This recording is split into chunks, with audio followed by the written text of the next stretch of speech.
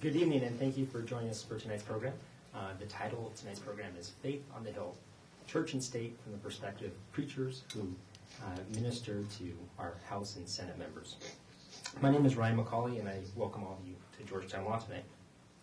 This event is the final one in the Law Center's week-long Culture Fusion series, and it's sponsored by all of Georgetown Law's faith-based student organizations and the Office of Campus Ministry. It seems quite fitting that we cap off Culture Fusion Week with a discussion about faith, something that is such an integral element to all of our world's cultures.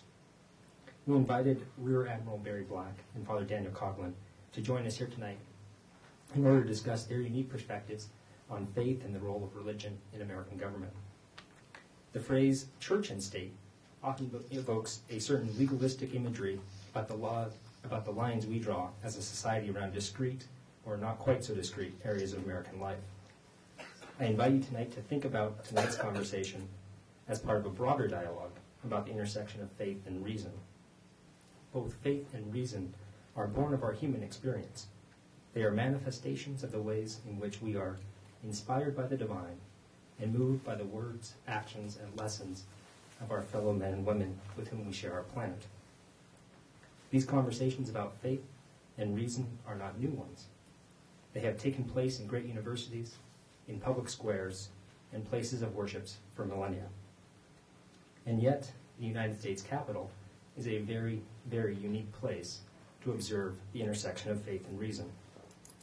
We believe that Father Coughlin and Rear Admiral Black, two ministers who have dedicated their lives to serving their churches and their nation, have very unique perspectives to share with us.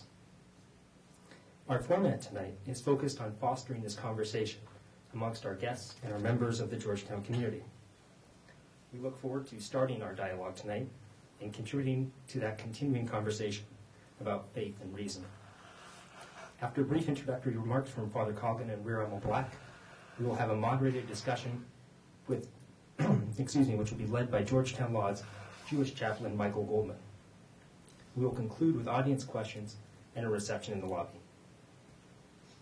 Without any further ado, it's my pleasure to introduce Father Daniel P. Coughlin.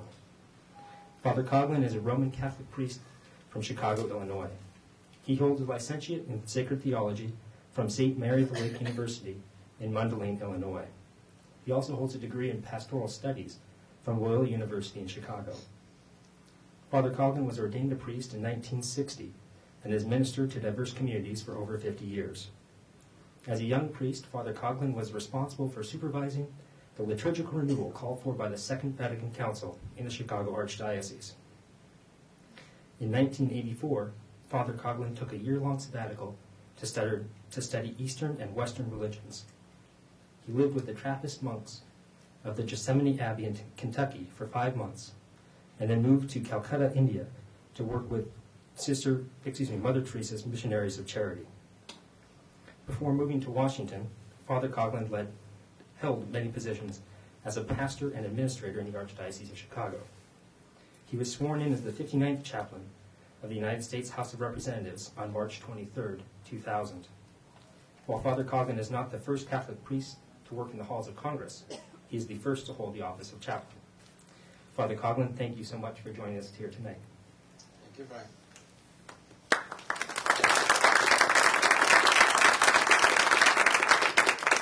Applause. Usually we only pray for about a minute or two, and there's never any applause. Hopefully in an end. So this is a different kind of experience, but glad to be with you tonight. Faith on the Hill. My life changed in 10 short days.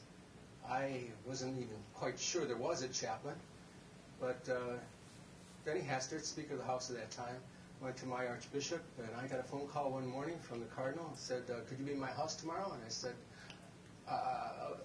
whatever I'm doing, yes, I'm sure I can be at your house tomorrow. And he said, well, you may have heard that Denny Hastert's got himself in this jam about selection of a chaplain. I said, no, Your Eminence, I haven't heard anything about that.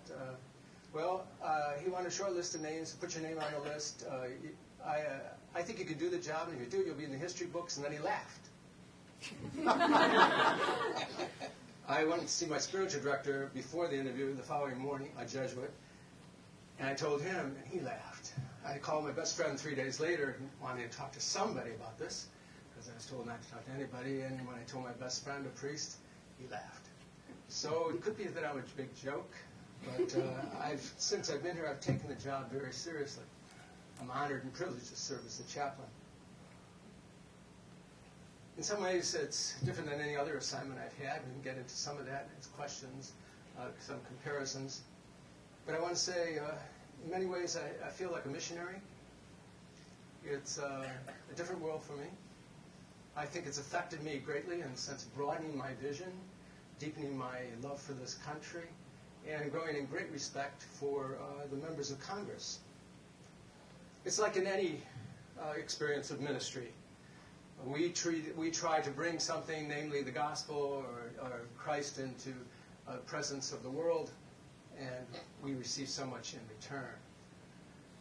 One of my first surprises was whenever I went off the Hill, or particularly when I went back home with my own family or people, friends of the past, the cynicism of America towards government just overwhelmed me. I guess the part of the laughter about me was I was so unsuspecting of being involved in politics, because I never talked politics. From Chicago, you know, you vote twice and that's it. But I never really talked and showed much interest. It wasn't an indoor sport for me at all.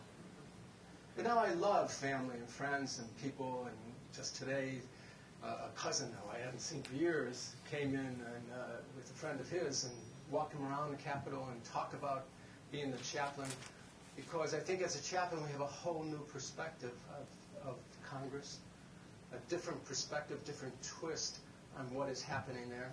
And certainly, it's not what you read in the newspaper.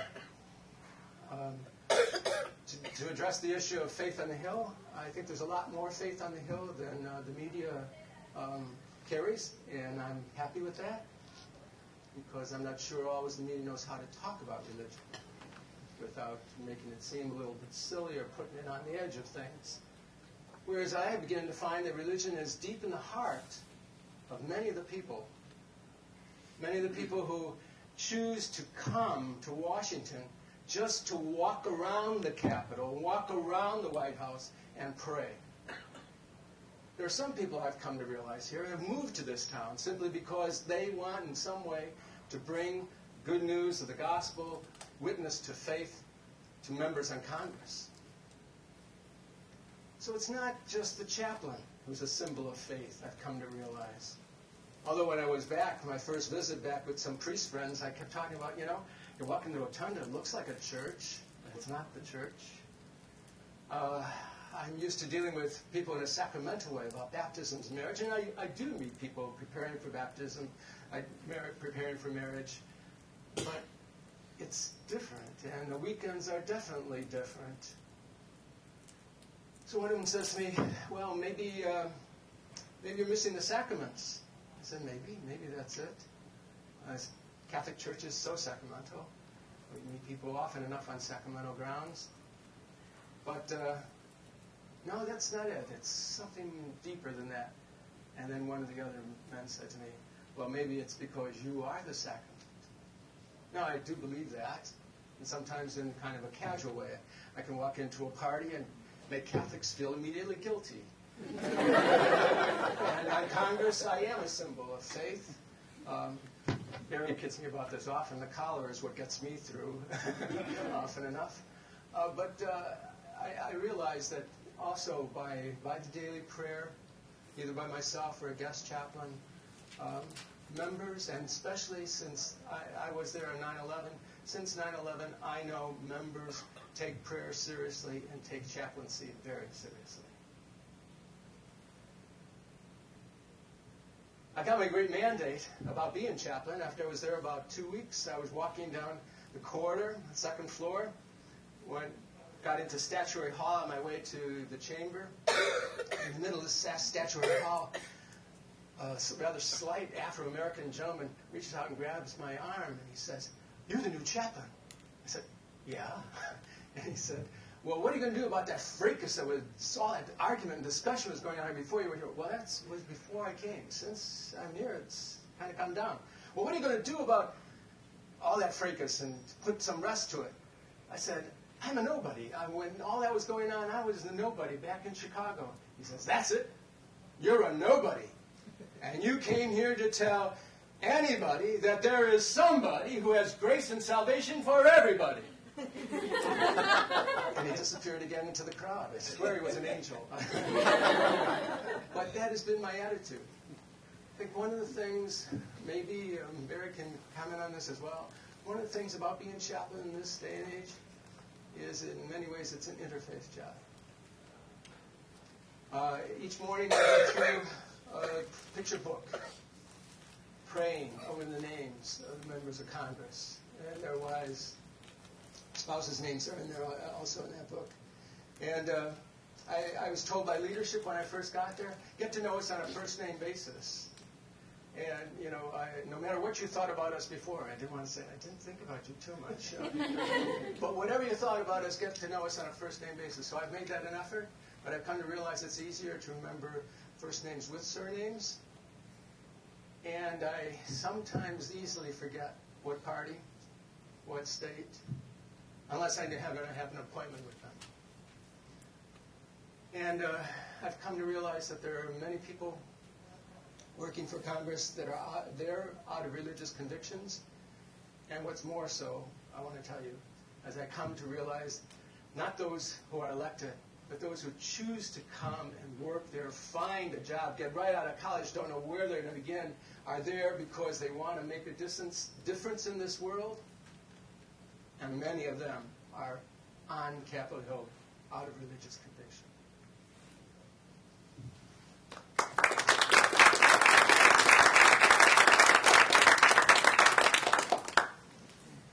Good evening. My name is Megan Woodhouse, and I'm the president of the J. Reuben Clark Law Society here at Georgetown Law. I will be introducing Rear Admiral Barry C. Black. On June 27, 2003, Rear Admiral Barry C. Black was elected the 62nd Chaplain of the Senate. Prior to Capitol Hill, Chaplain Black served in the U.S. Navy for over 27 years, ending his distinguished career as the Chief of Navy Chaplains. In addition to opening the Senate each day in prayer, Chaplain Black provides counseling and spiritual care for senators, their families, and staff, a combined constituency of over 7,000 people. He also meets with senators about spiritual and moral issues, assists with research on theological and biblical questions, and facilitates discussion and reflection small groups among senators and staff. He also conducts marriage enrichment counseling and officiates at weddings, funerals, and memorial services. Chaplain Black initiates and participates in special and seasonal observances, leads interdenominational prayer gatherings, and cultivates relationships with local clergy and leaders of humanitarian agencies. Chaplain Black has said, I see my role as the chaplain to be a confidential counselor, spiritual advisor, scripture teacher, intercessor, and friend to the senators, their spouses, and the Senate staff as they seek to discover and live God's wonderful plan. Chaplain Black was commissioned as a Navy chaplain in 1976, and his career in the Navy took him to various locations within the United States and abroad. As Rear Admiral, his personal decorations included the Navy Distinguished Service Medal, the Legion of Merit Medal, Defense Meritorious Service Medals, Meritorious Service Medals, Navy and Marine Corps Commendation Medals, and numerous unit awards, campaign, and service medals. Chaplain Black is a native of Baltimore, Maryland. In addition to earning Masters of Arts degrees in Divinity, Counseling, and Management, he has received a doctorate degree in Ministry and a Doctorate of Philosophy degree in Psychology. Chaplain Black has been selected for many outstanding achievements. Of particular note, he was chosen from 127 nominees for the 1995 NAACP Renowned Service Award for his contribution to equal opportunity and civil rights. He received the 2002 Benjamin Elijah Mays Distinguished Leadership Award from the Morehouse School of Religion. In 2004, the Old Dominion University, chapter of the NAACP, conferred upon him the Image Award, reaffirming the dream, realizing the vision for his military excellence. Chaplain Barry C. Black is married to the former Brenda Pearsall of St. Petersburg, Florida. They have 3 sons, Barry II, Brendan, and Bradford. Thank you, Chaplain Black. Thank you.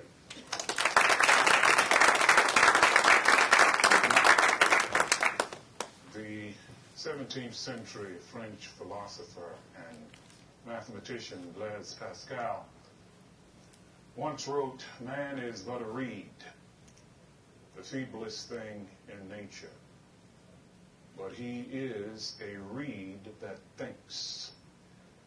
It matters not that the universe arises to crush him. An exhalation, a drop of water, suffices to destroy him. Yet man is more noble than the universe, for man knows that he dies, and the universe, even in prevailing against him, knows not its own power." This cognitive capacity in humankind leads us to an appreciation for the transcendent. It leads us to all of those interesting arguments for the existence of God, the cosmological argument, the teleological argument, the axiological argument, and on and on. And it ensures that there will be faith on Capitol Hill. In Philippians chapter 4, the Apostle Paul said there are saints in Caesar's household. A lot of scholars believed he was talking about Nero, one of the most ruthless of the emperors. If there were saints in Caesar's household, I can assure you that there are saints on Capitol Hill. In fact, there are saints whose spirituality dwarfs my own. Megan talked about some of the activities that I'm engaged in as the chaplain of the Senate. I am not just providing ministry for the 100 senators and their family members, but also for some 7,000 other people who make up the Senate side of Capitol Hill. We have 5 Bible studies a week, one just for the senators, one for the spouses of the senators, a much more interesting one, I might add. And then we have one for the chiefs of staff and 2 plenary Bible studies. We get, in our Friday Bible study, more than 200 people. And we've discovered the secret. It's not a Bible verse, but it should have been one. If you feed them, they will come. Very, very important. I also have a spiritual mentoring class where I take 10 people from the Bible study and take them through a 10-week course on exercising the spiritual disciplines. Each week, the senators also gather, leaving their partisan labels at the door, for a prayer breakfast. And there are remarkable spiritual giants on Capitol Hill. In fact, I am convinced that going to Capitol Hill actually makes you more spiritually vulnerable. And you see, most of these senators have experienced a succession of successes. And then suddenly they enter the marvelous deliberative body called the United States Senate, which was designed by the framers to enable a minority to produce a stalemate, perpetual check for you chess masters. And so here are people who are accustomed to using their intellects and talents to accomplish things, often discovering that their best efforts will not be good enough. And that will lead you to look up and say, my God, why? So there's some spiritual giants, trust me, in the Senate. Now, the best of the people on Capitol Hill, who actually intimidate me because of their spirituality, have an ability to not make a false dichotomy between the sacred and the secular.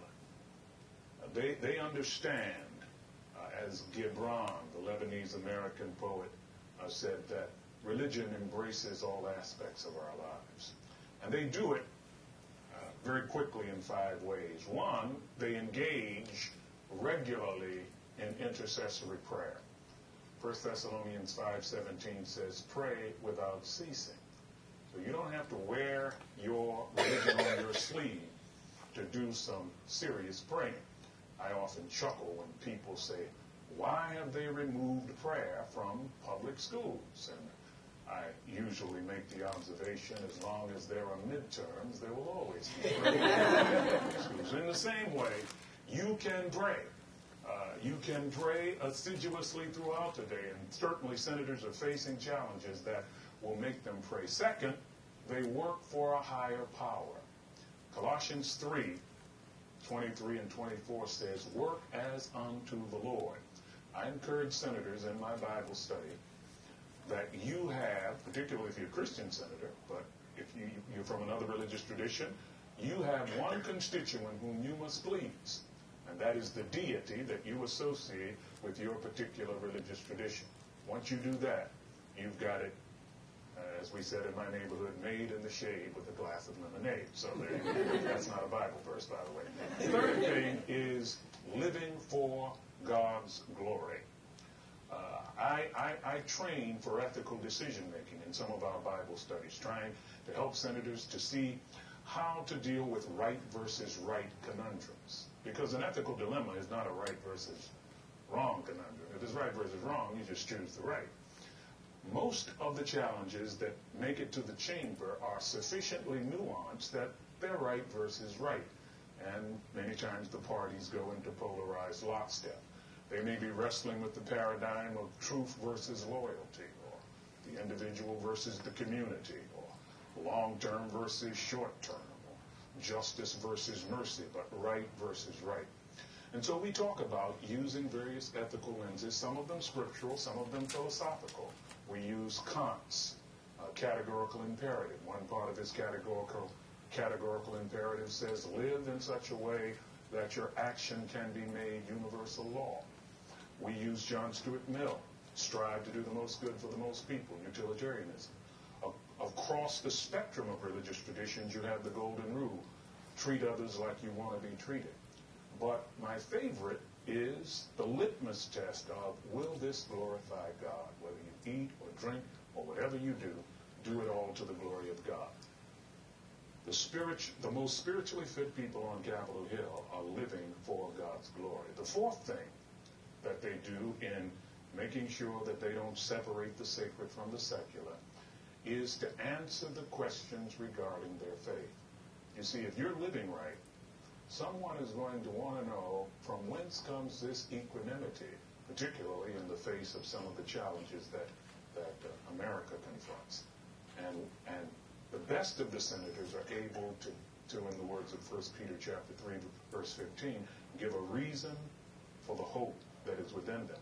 Whether they're talking about stem cell, whether they're talking about right to life, whether they're talking about defense of marriage, or whatever the issue they may be debating in the chamber, they can give a lucid answer for why they believe what they believe. And then finally, the best of faith that I have seen on Capitol Hill, it comes from those who walk the talk. Okay? They set the example.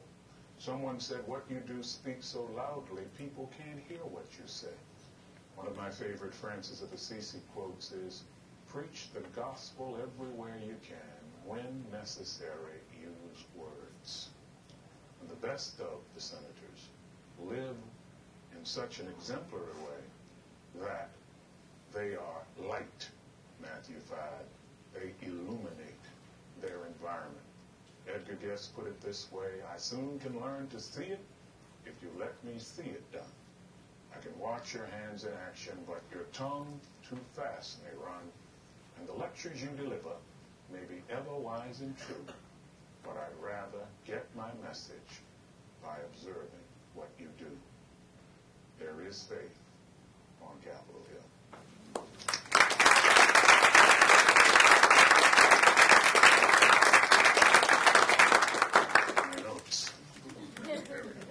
Thank you very much. That was wonderful, wonderful introduction. Actually, the first question I had is, what do you actually do as a chaplain? But I think you've already answered that, so I'm not going to inquire about that. I have to say, after hearing these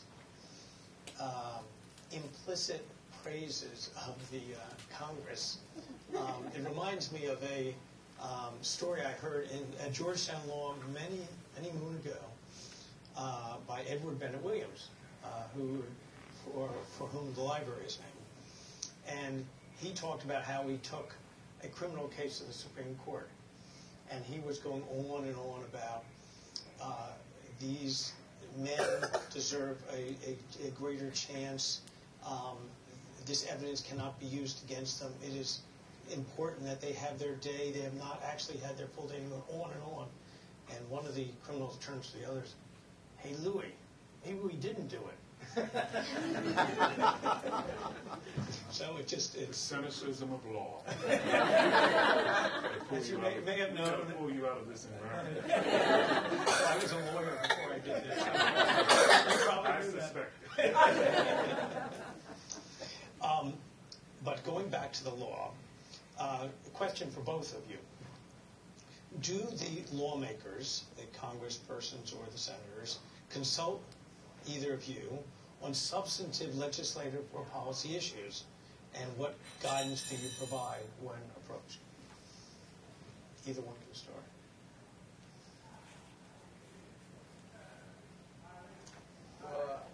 I go to the floor often enough when there's a call for a vote, and that can be 3 times a day, on an ordinary day, and then they stack votes. And I look to see what they are. I also read when bills are beginning, I read the Dear Colleagues, kind of just to get a sense of who's behind certain ideas and so forth. But by that time, things don't come up to the floor of the House unless the majority has the way it's going to go. I don't go over to hearing meetings and so forth. But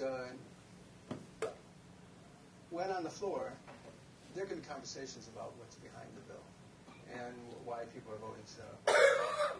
I would say the most difficult votes were money for the Iraqi war, and most recently about the stimulus bill. In the war, people wrestled on that for like 3 days in the House. So I had a battery of ministers come with me, and we said we would be there from 7 in the morning in the family room just to talk to people if they wish to carry on a conversation. Most of it's very casual. I've come to realize also, too, that people usually on major issues or the ethical issues are kind of strong behind them, and party affiliation is 2 streets leading hopefully to the same end. That the orientation was in their election, even on ethical issues, what they think is an ethical issue. I think they have particular staffers. Everything's so complicated and so fast that they have staffers who are briefed on one particular thing, or they turn to members who are much more knowledgeable on a particular issue. They'll walk in often enough on a specific issue, look up at the board and see how so-and-so voted, because they figure he knows more about this than I do. He or she does. And I think spouses also have great influence. I name all those people before Chaplain. Well, we do have an advisory function. As the old saw, you can teach you can give someone a fish, or you can teach them how to fish. I think one of the reasons for discussing ethical decision-making, as I talked about, and how to identify ethical paradigms and how to bring ethical lenses to look at different issues, is to ensure that when senators vote, they can give ethical reasons for why they voted that way. But like Dan, I go down to the chamber during the roll call vote, and there are informal exchanges.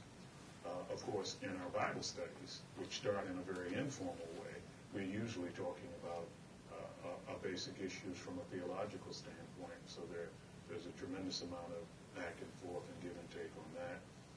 Sometimes senators will drop by my office, like Nicodemus by night, and just wondering why, chaps, and sit down and we get into a conversation. I was called into the majority leader's office during the Shivo case and asked with a number of senators seated there to give a biomedical ethical slant on the Shivo case.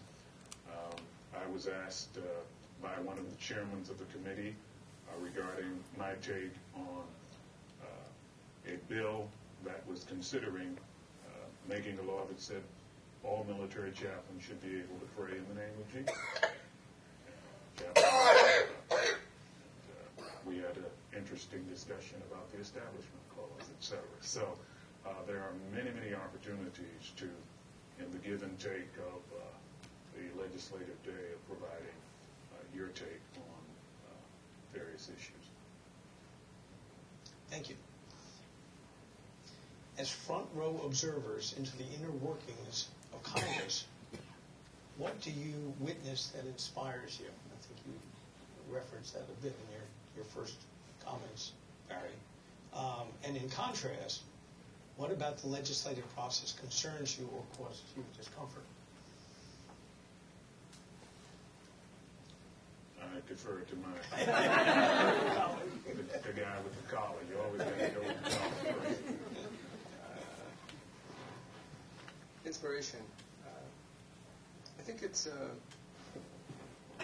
one of the things both Barry and I also do is, in cooperation with the National Bible Association, select members who are familiar with the Bible, use the Bible, and basically the National Bible Association is just, no matter what your faith or education, basically, they even approach it, is you should be reading the Bible because basically there's a lot of truth and knowledge in this. I think one of the inspirational things is how many politicians quote the Bible. The other thing that's very inspirational for me are the witness talks at the weekly prayer breakfast. What they say remains with the group, but I will say clearly, as a Catholic, I've come to realize how Protestants witness so differently than Catholics do. But it's always very inspirational. Plus, I think also, not only at the in the legislature when we have the opening prayers, but when we also have like gold medal ceremonies and so forth, you say, "Let us pray." Boy, it's not just manners either. Yeah, we're privileged to have a front row seat to human history. When Rosa Parks was lying in honor in the rotunda, Dan and I were giving prayers. The president was there and didn't even have a speaking part. I mean, this is amazing. At the inaugural luncheon, as the people ate their pheasant and duck, I had a vegetarian meal, by the way, for anyone from my church who's looking, but tremendous inspiration. I'm also inspired by the courage of a group like the Gang of 14, that when they were playing that interesting game of legislative chicken, threats of using the nuclear option, and 14 people decided to have enough courage to basically say, we're not going to let that happen. We're going to lead from the middle. And you see examples of courage when someone moves out of the polarized lockstep with his or her party and votes his or her conscience. So that's tremendously inspirational. It's sometimes a bit exasperating to me, the flip side of the question, that so much material has to be mastered in such a short period of time. And a vote is expected on bills that will have repercussions for years to come, generations to come, and yet, it is in the morning, and we need to get out of Dodge. So that can be a bit exasperating at times. Do you want to look at the downside? Sure. That was my downside. And maybe it's a little bit different in the House and the Senate. This particular thing, as I think about it, I'd name two things. One is I was much more glib about this like the second, third year I was there. I've become a little bit more of my understanding now. I used to say to members at times in my second or third year, explain to me all the issues that are behind this bill. It seems to me that often enough, probably still remember, often enough, you want to solve problems just by throwing money at it. Hasn't God given us a lot more in the terms of mind, imagination, questioning, collaboration at work here? Maybe it's because I only see it now when it comes to the floor, and it sounds like you're just throwing money at the problem. But there's so much more human energy and effort, it seems. But I don't see that. So I'd say that as a tease for them, but I say sometimes basically, because money seems to be always the answer, and maybe it's just our American way, it sounds atheistic to me. Well, there is a Bible verse that says, money answereth all things. And the other one, the other issue is more recent in my view of Congress. I wonder about majority power. Just because you have the majority, does that mean you don't have to listen to people who, when they had the majority, had a lot to say about this issue? Does it mean also you can be much more effective, efficient, move without much consultation? I think what gives me pause about it is two things. One is we have a lot of countries around the world who call themselves democracies, but they just have the power. There's no consultation. But we are a democracy because I was elected. That kind of scenario. And the other is I've come to realize that the majority people are very, very busy, and the minority people have a lot of time. And I remember when I was here in my 4th or 5th year of the Democratic minority, I look at them every day and say, well, why do you even come here? I know what's going to happen. You know, it's so disheartening. So that gives me pause.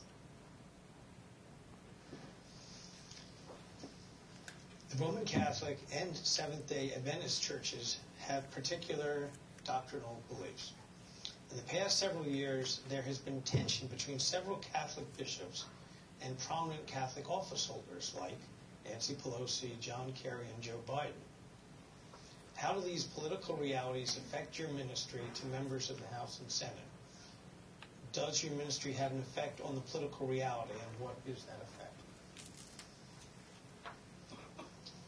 Well, I think the differences between members aren't necessarily always theological, and so you have to just deal with the interpersonal relationship squabbles, and they tend to manage those on their own.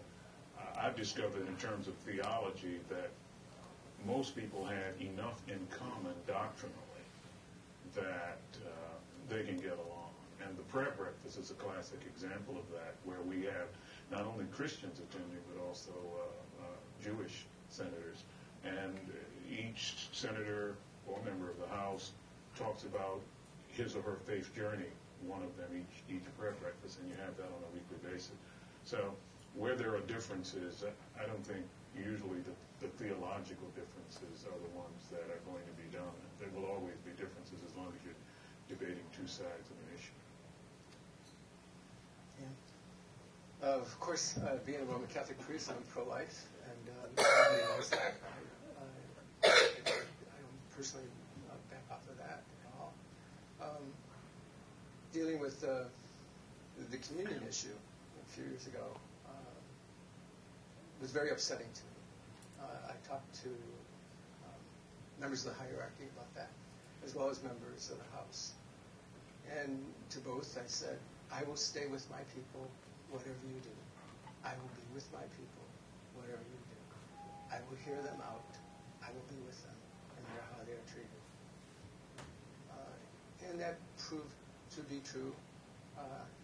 I foresaw it coming in a way, so I did a lot of conversations with people beforehand.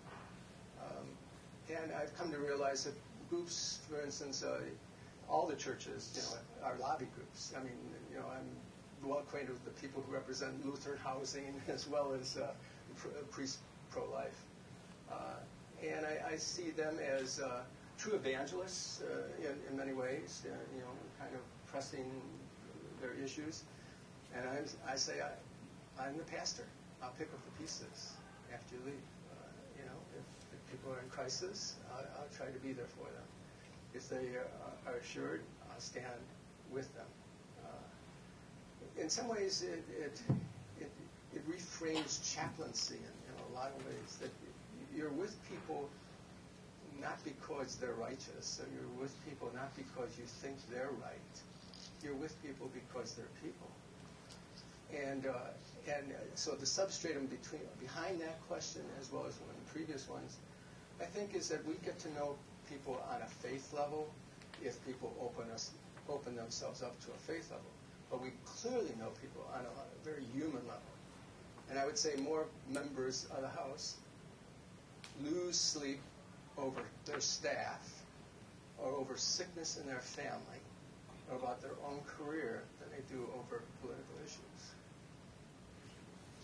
You mentioned something, Barry, that about their squabbles. Do either of you ever find that you're brought in one way or another to deal with personal relationship issues, meaning, issues between senators or congresspeople, or maybe even between staff people or the people to whom you minister? Is that a significant part of your work? Well, I could tell you, but then I'd have to kill you. That involves the privileged communications of the counseling session, but obviously we are involved in a lot of counseling, and it sometimes involves the lawmaker or a member of his or her staff. And sometimes to the heads of the party and the members. And that will remain quiet. But I will tell you a more public story. I remember one night, it was an evening session, and something happened in the committee. This is a few years ago. Some of you may remember, because it was in the papers and on television.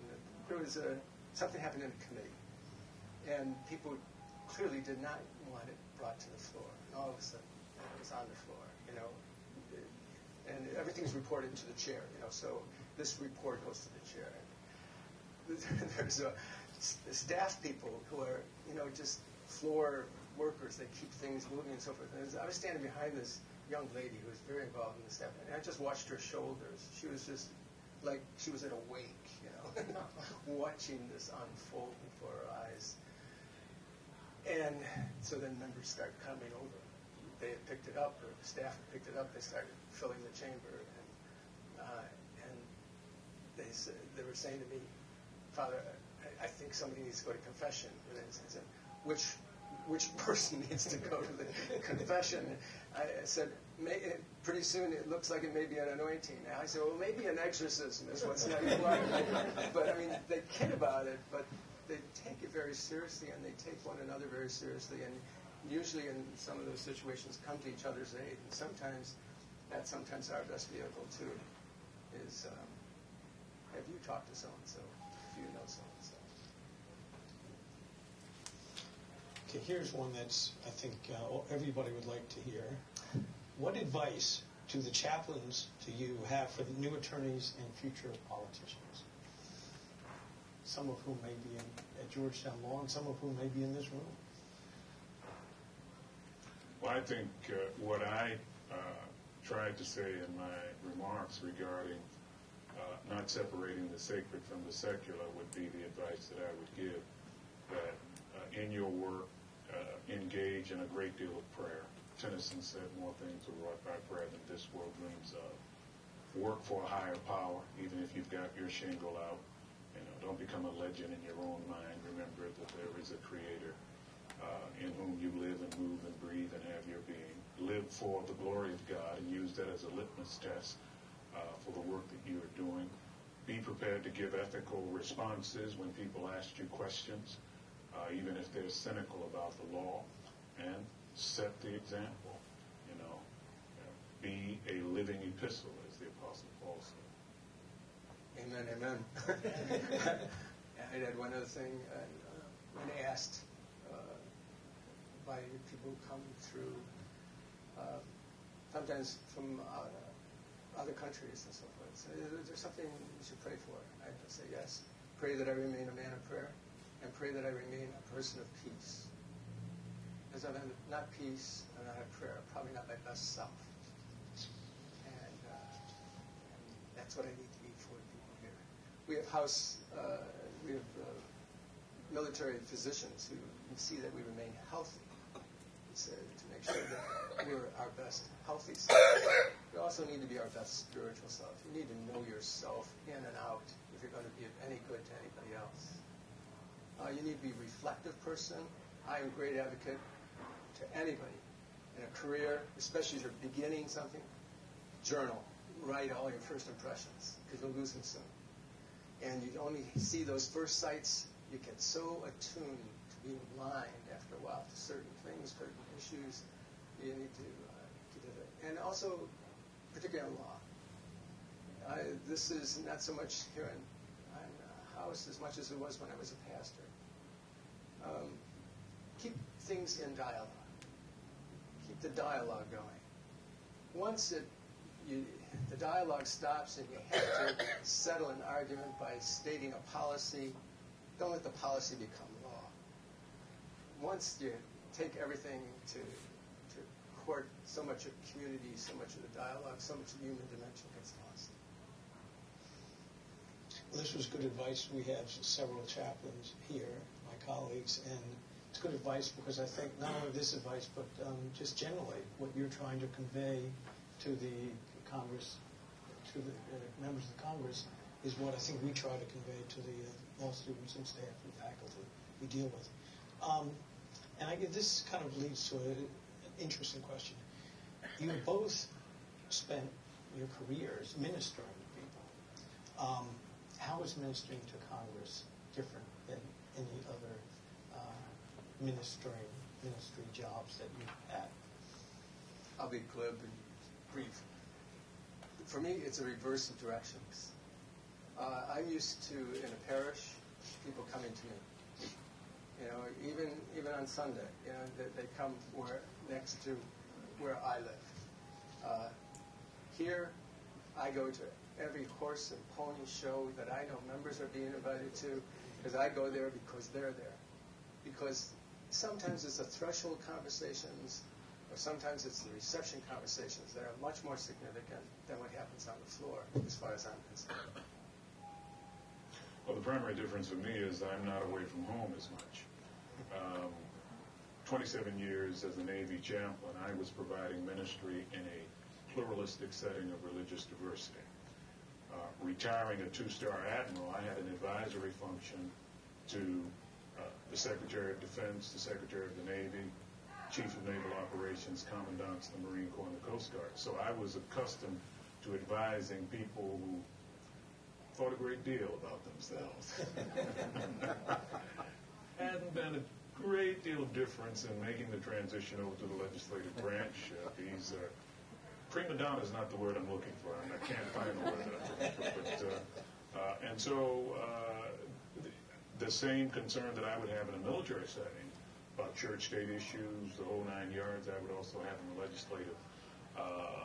And so it's a seamless transition, and there are far more similarities than differences. Thank you very much. Let me open this up to questions by anybody here. Any questions that you have for the chaplains? Yeah, I think we want to get a microphone to you. Hi, I'm at 12 here, and I'm curious, obviously, without naming any names or anything, but as the public, we see a lot of religiosity, spirituality held out for political reasons, or who knows? But it's held out to the public as justification for one policy or another. Maybe God agrees, maybe he doesn't. And then you're talking about, you see that more personal side. And so I'm just curious if you notice sometimes a disconnect between those who try to tout themselves as very religious and to the public, but then the reverse, the personal, some people that are very quiet, but very, very deeply spiritual in their personal lives.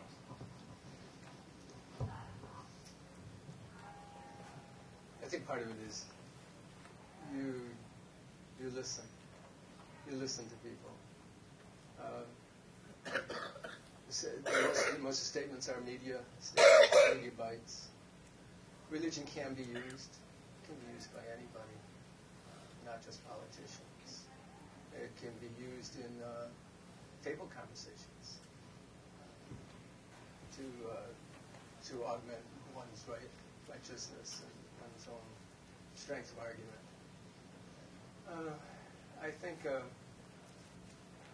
I also, maybe like you, I listen for absolutes. If people talk in absolutes, kind of back off. The world is very complex.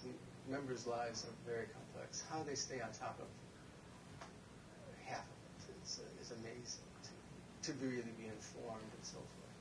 So sometimes it's filling the gaps rather than the argument. Sometimes, too, I think it's appeasing a base or voters. Certain badges need to be flashed. As a Catholic priest, certain badges need to be flashed. As a lawyer, you're going to have to flash certain loyalties just so that you're respected, you're known, you're received. But religion can be used. One of the things I always keep in mind, I believe, is that secularness and the sacred. For me, it's well integrated, and it's respected most of all when it's in an integrated person. Not on the stuff of religion, but in the integrated person. And so, what I think of often enough is these, let me put it this way, I think the best export America has for the world is freedom of religion. And there's a lot of, if with a politician or somebody, you talk about how people in other countries need to talk, that's not freedom of religion. During the National Prayer Breakfast that they just had a few weeks ago, former Prime Minister Tony Blair spoke. He was very transparent. He revealed a great deal about his faith that most people were totally unaware of. That, to me, is more representative of what I see on Capitol Hill. Most senators want to stay below the radar. We probably get 35, 40 at the prayer breakfast each week, but it's just the senators. Their names aren't publicized. We get a significant number at the Bible study. Their names aren't publicized. Nobody really knows. So there is a layer of spirituality that the public is not aware of more than the other way around. Thanks. Another question? Thank you. Are you aware of alternate spiritual traditions, and if so, how specifically are they manifested, or how does the leadership connect with you, or how do you see leadership of alternate spiritual traditions or New Age religious manifestation? Well, you have obviously non-Christians on Capitol Hill. We have Torah studies for our Jewish senators and for our Jewish staffers. We have a significant number of people from the Islamic tradition, and during Islamic holy days like Ramadan, we invite in an imam. We have some who would probably consider themselves secular humanists, and they would consider that kind of a form of religion. And we have various kinds of activities that, if they're comfortable about discussing success strategies, leadership strategies, and things like that. We also have a more secular kind of presentation that we make to them as well. I haven't run into a lot of New Agers or things like that, or at least people who've come to me and talked about that. I'd say also, we enjoy and we invite and sometimes ask members to, in search, like February Black History Month, that we want Afro-American guest chaplains. During Ramadan, the same. But having the guest chaplains there is not only just hosting them for the prayer, but it's sometimes they bring people from their congregation, and it's a whole way of respecting this diversity of faith that is so prevalent in the United States. and fashioning that. It's another witness, I think, to freedom of religion. Guest chaplains alone. But I'd like to further that I think also my part of the resume was I study East West religions. I have a great affection for Hindu, Buddhists, and Sikhs in particular. And part of that was just from my experience in India. So I speak every year at the Sikh dinner and those kinds of things. It's amazing, too, how people of the different religions come because you're the chaplain. And they want to understand how this works more than anybody else. And even from other foreign countries. One of my favorite conversations was with a group of Muslim lawyers from Pakistan, Afghanistan, and I don't know what other stand, but they were sitting there and I was talking about the history of separation of church and state. Finally, one of them said, well, if I remember correctly, you're the first Catholic. Why did it take so long about being a Catholic? I said, if I understand you, there's Sunnis and there's others. Why did it take so long for the Sunni? Now you maybe understand about the Catholics. So, there's a lot of common ground. If I might conclude with one of my favorite stories of Pope John the 23rd, the roly-poly guy who opened the Second Vatican Council. He was once visited during the Cold War days by a Russian ambassador.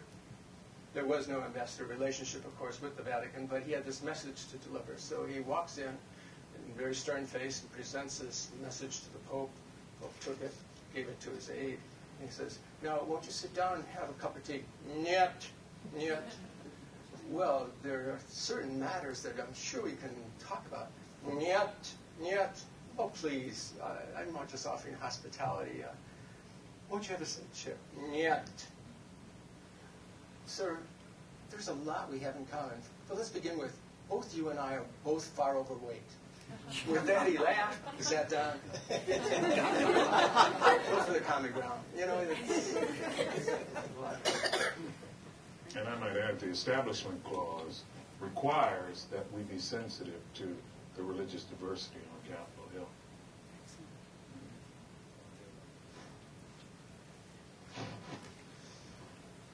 Admiral Black, in your opening comments, you raised an interesting issue that I wanted to ask. You mentioned that senators and congresspersons as well have a constituency of one, their particular deity that they need to pay attention to. I think politicians are put in one of the most difficult dilemmas that they are representatives, but at the same time they have their own positions and their own way that they approach problems. How do you counsel both senators and congressmen on issues where they have to consider their constituency, but also they have to consider their deity or their God?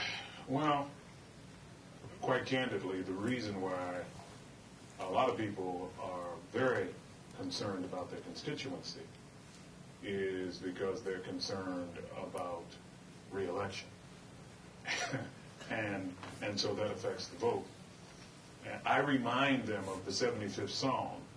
Exaltation comes not from the east or west, south or north, but God is sovereign. He takes down one. He sets up another. So that is why the deity is the far more significant one to please, because he is the one who can give you the longevity on Capitol Hill to make a difference. It took Wilberforce 2 decades to bring about the abolition of the slave trade in Great Britain.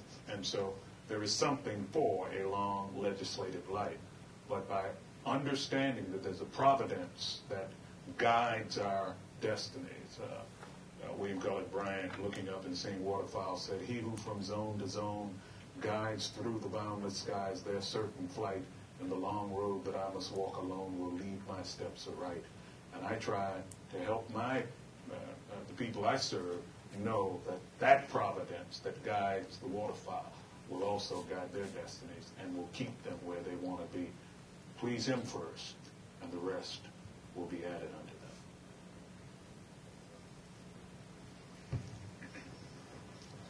unto them. My name is Elise Gubler, and I'm from Brigham Young University. And as I've listened to you, I've thought a lot about secular learning with spiritual learning and separation of those or the combination. How do you feel about one's learning and their progression if they choose to separate? Or do you feel that if someone does not combine their spiritual learning with their secular learning, if they can only progress so far? I don't know if that question's clear or not. If you need me to restate, I can. You directing it to either of us? Yeah, anyone. Okay. I defer to my... I think the great approach is from a much more Buddhist point of view. Any recognition of dualism is dangerous, especially within oneself. So the work of, you was referring earlier, of integration is very, very important. I think that there is it's critically important to be able to see the spiritual in the secular. You look at Christ, who one gentleman said, all of the armies that have ever marched, all of the navies that have ever sailed, all of the kings and queens that have ever reigned, all of the parliaments that have ever sat, have not had the impact upon humanity as has that one solitary life. If you look at him, he saw the spiritual in the lilies of the field. He saw the spiritual in a sower planting his seeds. He saw the spiritual in a wayward child in the far country working in the pig pen. And so the Gibran quote that I gave in my little preliminary remarks, where this recluse who is now pontificating in lyrical ways before he leaves town, the people are asking him different questions, and they say, speak to us of religion, and he says, have I spoken this day of aught else? I think if you try hard enough, you can find a spiritual dimension in almost everything that you do. I did a PhD in psychology because I wanted a non-ecclesiastical doctorate. I found more theology in psychology than I ever dreamed of. I probably found more theology in psychology than I found in the seminary. And so, I think that you can find that sacred in the secular. Don't make the dichotomy. Work at it. Strive for it. Sister Dorinda.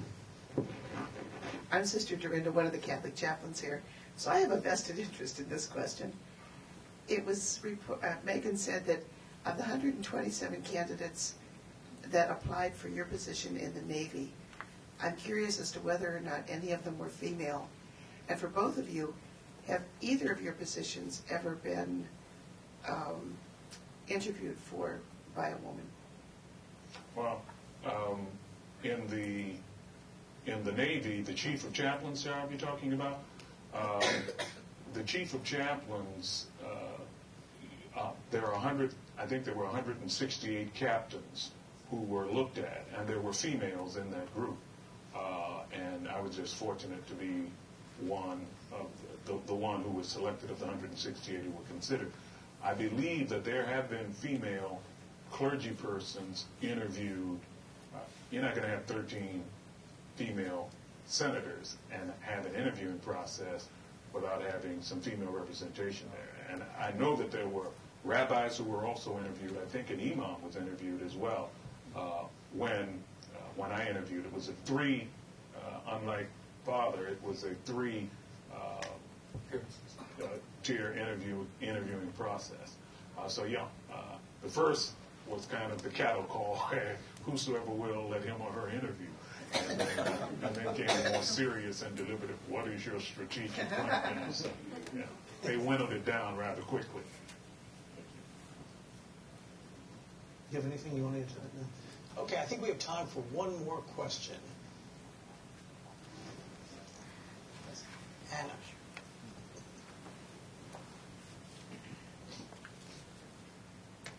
Hi, thank you for coming. I don't mean for this to be a heated question, but you did raise up the issue of the Establishment Clause.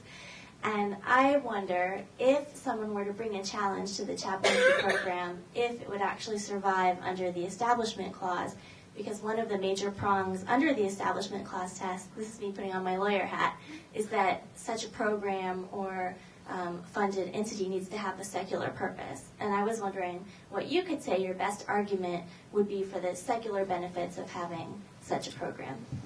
Well, I think my best argument would be that 3 days before the Establishment Clause was written, the chaplaincies for the Congress were established.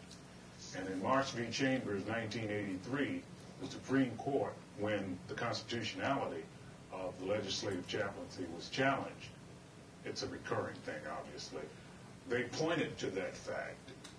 It is obvious that just from the timing, you don't establish a chaplaincy, open a session with an invocation, and then write a clause that basically says that this chaplaincy is not valid. The phrase separation of church and state does not appear in the Constitution. It was first appeared a letter from Jefferson in 1802 to the Danbury Baptist. The framers intended that there be not a separation of God and state, but a separation of church and state. And so I think the case can be made from tradition, from history, from the timing of it, that the Establishment Clause was not intended to eliminate the chapel. And it's been contested twice since '83. My predecessor gave me the bill that was settled, and then also in the 90s. Yeah. If there's any place where prayer is needed, it's in the legislative branch of government, trust me. I'd like to take this opportunity to quote somebody who addressed that issue in 1787. I'll tell you who the author is after I read a bit of it. I have lived, sir, a long time, and the longer I live, the more convincing proofs I see of this truth, that God governs in the affairs of men and women. And if a sparrow cannot fall to the ground without his or her notice, without God's notice, is it probable that an empire can rise without God's aid? We have been assured in the sacred writings that, except the Lord build the house, they labor in vain that build it. I firmly believe that this, and I also believe that without God's concurring aid, we shall succeed in this political building no better than the builders of Babel. I therefore beg leave to move that henceforth prayers imploring the assistance of heaven and its blessings on our deliberations be held in this assembly every morning before we proceed to business, and that one or more of the clergy of this city be requested to officiate in this service. Benjamin Franklin. Before the Establishment Clause. Right. Yeah. So thank you for that question.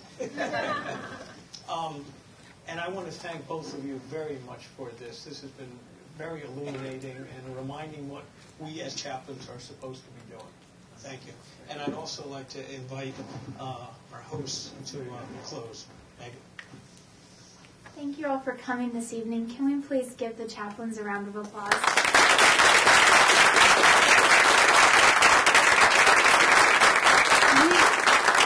We would also like to thank Kara Tershell from Media Relations. She made it possible for us to have some media coverage of this event, and that's why all the cameras are here. We're very excited about that.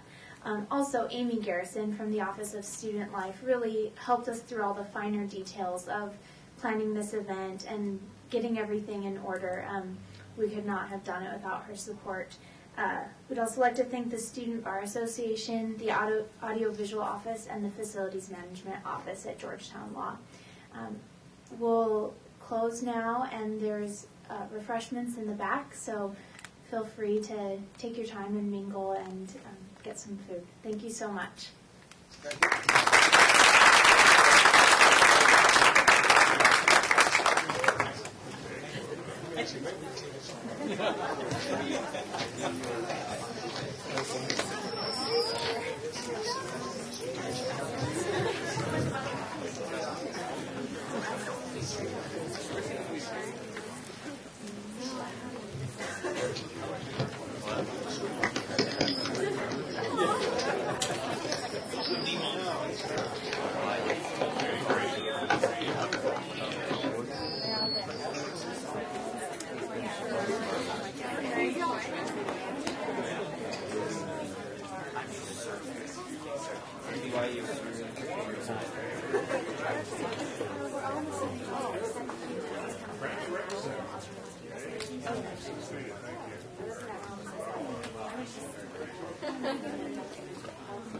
Well, actually, sort of.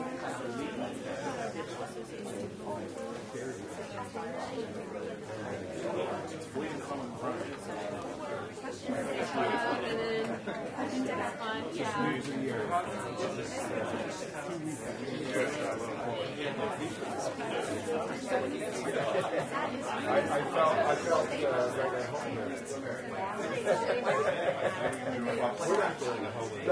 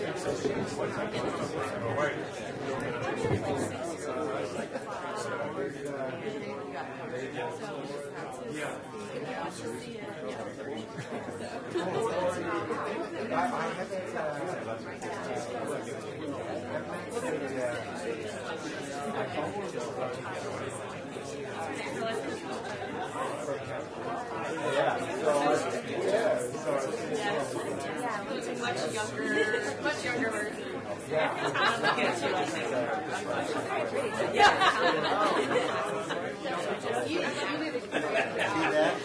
Sure, I noticed he was looking at his watch. I was saying, like, I'm married.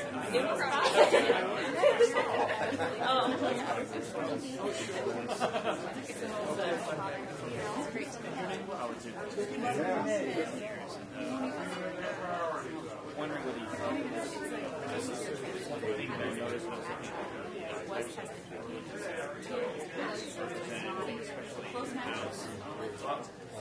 especially in the house, perhaps a sort of disproportionate relationship between, let's say, Yeah. Well, I don't know because I don't know if it's so true. I mean, the only point is here. And so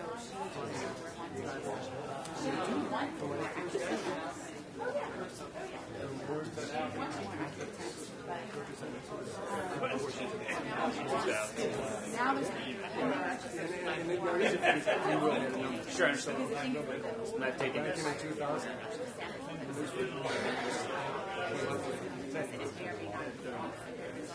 Population.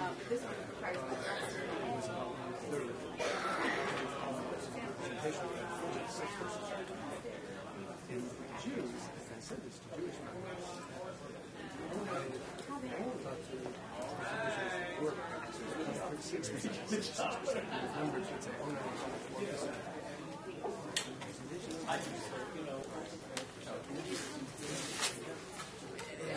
But I think again, it's people don't vote.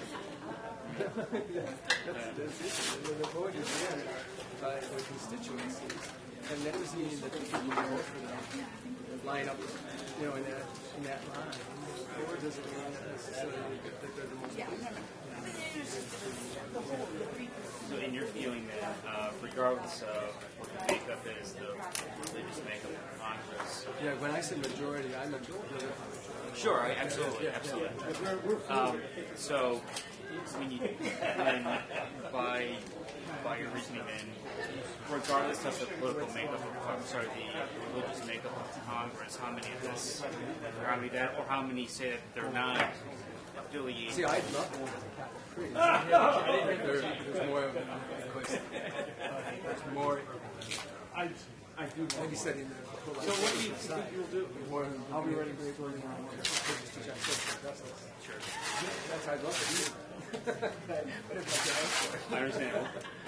But again, because people vote because of their constituency, it's not based on religion. You haven't noticed any effect on how people vote on legislation, depending on what the religious makeup is.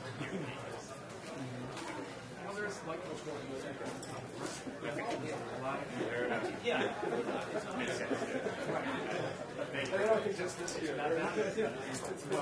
Okay. Thank you. Oh, you're welcome.